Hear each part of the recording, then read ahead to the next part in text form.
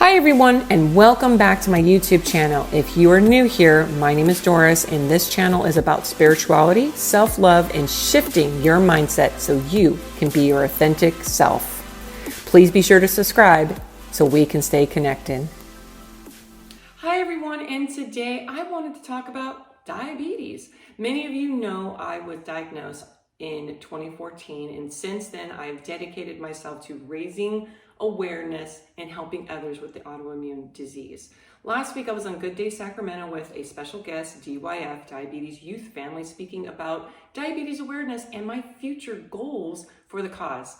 I'll include a link below for you to view that entire segment. Now, what is diabetes? $1 million question, everybody, $1 million question. Well, it's a complex condition that affects millions. November is always known for Diabetes Awareness Month, and World Diabetes Day falls on the 14th. It was established by the International Diabetes Alliance in 1991 to honor Sir Frederick Banting, co-discoverer of insulin, which transformed diabetes care as we know it today.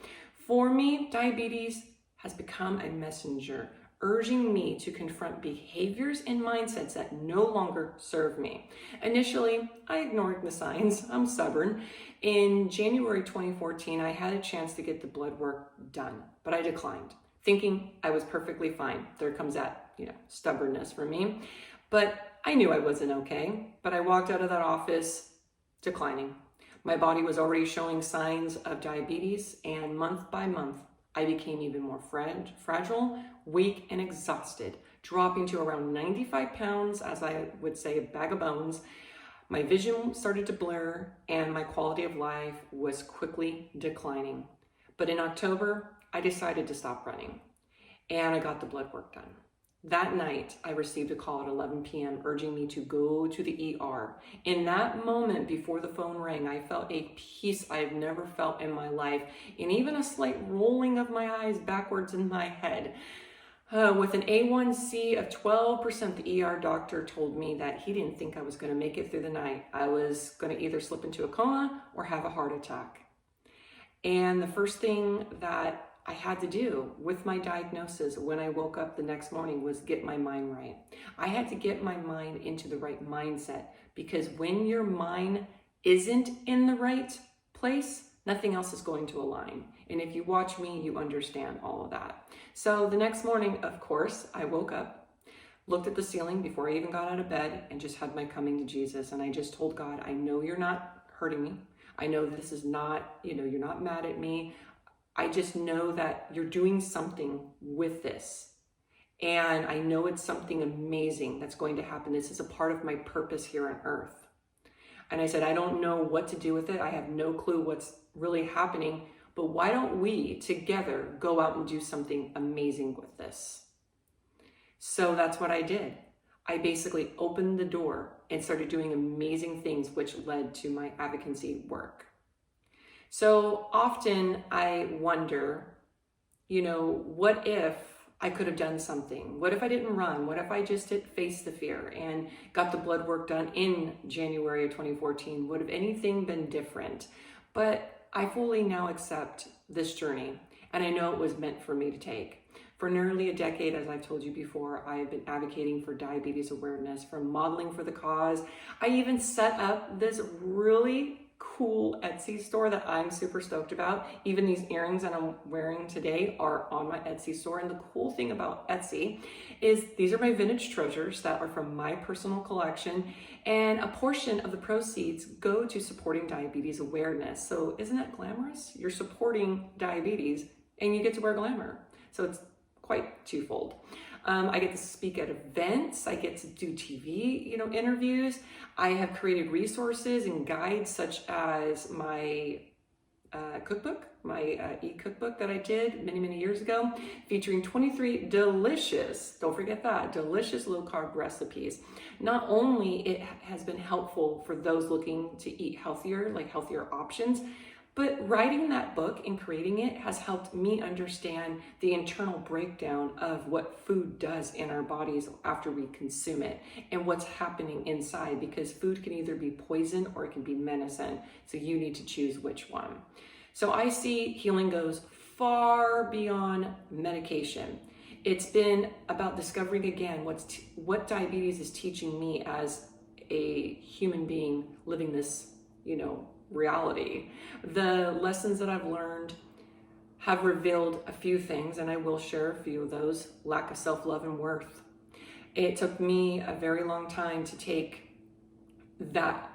responsibility on that. That was something that I was lacking. And I took everybody else's responsibility on top of that and neglected my own self-care. Now, with all of that said, we must remember that self-care goes beyond the surface, beyond all of this glam. It's about nurturing your inner health. Healing is a personal journey, a one-man show. You must dive deep into the darkness to emerge to the other side, which obviously is the light that renews you. So that another resource that I have is my book, Healing Within, which shares steps that has transformed my life, and I have found inner peace from it. And I wanted to share that with others of my healing journey. A disease like diabetes can teach us that healing goes beyond the physical treatment. It calls us to examine our habits, mindset, and emotions, and our emotional well-being as well. It encourages us to slow down, listen to our bodies, and find balance, turning challenges into opportunities for growth and self-awareness. The question is, no matter what you're going through right now, what is your body trying to tell you? What lessons are you meant to learn so you can restore health and harmony from within? If you don't have the answers right now, trust me, just trust me, it's okay. I didn't have the answers. And as you can tell on my YouTube channel, that is what I've been searching for, the healing from within. And I found a lot of them by going deep down inside. But here's a suggestion for you as a takeaway. Why don't you try Reiki? I know I talk a lot about Reiki, but Reiki I have found has helped me a lot. Even if you do a couple sessions, you'll see your energy getting cleared out and it will shift you. And then from there, you can do maintenance on yourself by listening to Reiki music on YouTube or lighting sage and doing your own meditations at home. Just use it as a point to jumpstart you into your healing journey, like I did. I'll close by sharing something that is very personal about when I was diagnosed in the ER room. So when I was diagnosed, the doctor obviously walked into the room, and when he walked in and was about to give the news about my diagnosis, I immediately turned my head to the wall and I closed my eyes and I tried to block out as much as I could hear him say what he was saying. And instead of listening to what he was saying, because I did not want that into my subconscious mind, instead, when he started to speak my diagnosis, this is what I said to myself, loud and clear inside. I said, this is not my ending. This is my beginning. I trust this week's episode has been beneficial for you. Thank you for tuning in. If anyone is interested in collaborating, please don't hesitate to send me a message. You can find my contact details below. And until we meet next time, remember to always stay glamorous.